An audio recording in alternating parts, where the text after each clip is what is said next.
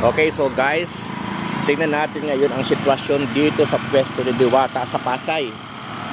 Tingnan natin kung anong latest sa situation dito sa parisan ni Diwata. Ngayon po ay June 5, alas 6 ng umaga. So ito po medyo tahimik yung lugar. Ito po yung entrance, no? Ayan. So tahimik po yung lugar dahil nagpapagawa po sila ng pwesto. So kung mapapansin po natin, ito pinalagyan na niya ng bubong para ka naman kapag nagtag-ulan na safety at nasa lilim yung kanya mga customer. So yan po. Yung mga tables, doon po banda sa portion. So nilipat nila doon pang samantala. Okay. So ito po yung malaking payong. Yan yung malaking payong. Okay, so naging maganda na po yung sitwasyon dito. Ito po. Ayan.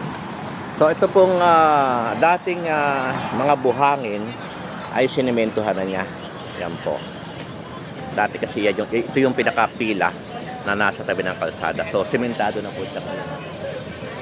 Simentado na po siya. So hopefully matatapos na to bago pumasok yung talagang rainy season ngayong July, kasi June tag-ulan na So tingnan po natin yung sitwasyon dito. Ito po yung mga staff. Tapos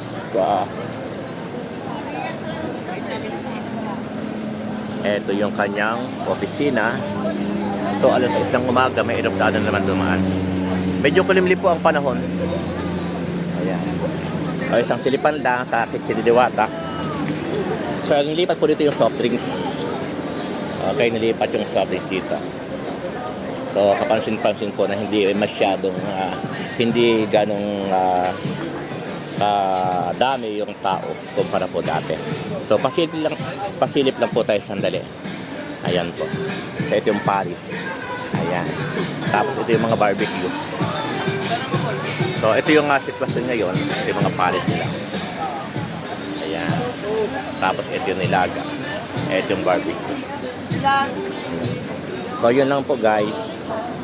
Update lang tayo ng konti. Medyo nakaka-relax yung mga stock ngayon. Okay.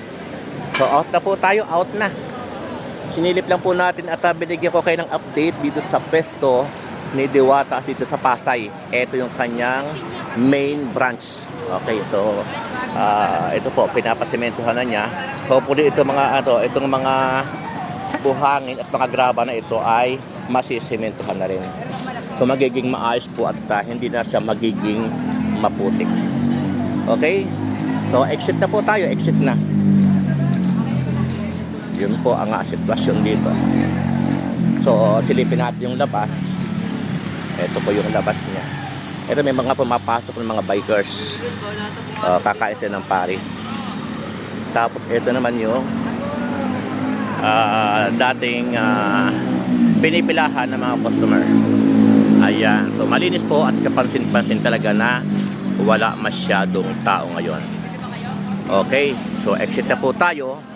At baka may dunga ang mga wrecker, yung mga MMDA. So delikado po, bawal mag-park dito.